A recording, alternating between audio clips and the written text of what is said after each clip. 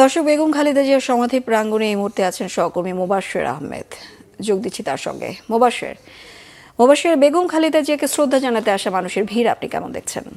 জি বিপাশা, আপনি যেমনটি আমাকে জিজ্ঞেস করেছিলেন আসলে যে বেগম খালেদা জিয়ার যে সমাধি, সেই সমাধিস্থলে যে সাধারণ মানুষের ভিড়, সেটা কিন্তু আজ সকাল থেকেও বিপুল পরিমাণে আমরা এখানে বিভিন্ন জেলা থেকে আসা নেতাকর্মীদেরকে দেখতে পেয়েছি। নেতাকর্মীদের পাশাপাশি আমরা কিন্তু এখানে সাধারণ যে মানুষ রয়েছে তাদেরকে আসলে এখানে দেখতে পেয়েছি।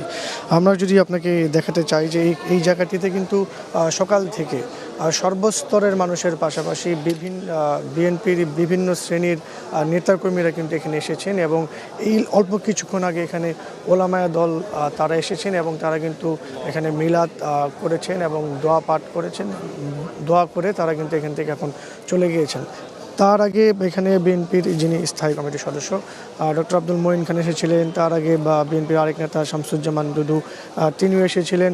পর্যায়ক্রমে ধারাবাহিকভাবে আসলে এখানে নেতাকর্মীরা আসছেন।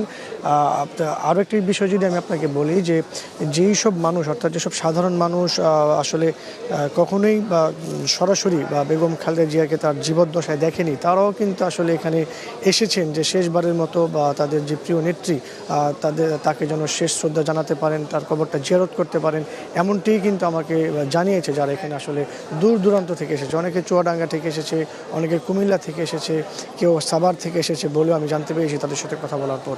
এছাড়া আরও যদি আমি আপনাকে একটা বিষয় বলে রাখতে চাই যে এই যে এখানে যে শ্রদ্ধা নিবেদনটা হচ্ছে, এই স্থলে কিন্তু এখানে দোয়া পাঠের ব্যবস্থা রাখা হয়েছে এবং এখানে সবসময় কোরআন তেলাওয়াত চলছে। আপনি দেখতে পাচ্ছেন যে নেতাকর্মীদের ভিড় রয়েছে এবং এটা আরও কিছুক্ষণ আরও সারাদিন থাকতে পারে এবং ৩টা নাগাদ বিএনপির আরেক স্থায়ী কমিটির সদস্য ডক্টর খন্দকার মোশাররফ হোসেন এখানে শ্রদ্ধা নিবেদনের জন্য আসবেন বলে আমরা জানতে পেরেছি। তো এই ছিল আমার কাছে জিয়া উদ্যান থেকে সর্বশেষ।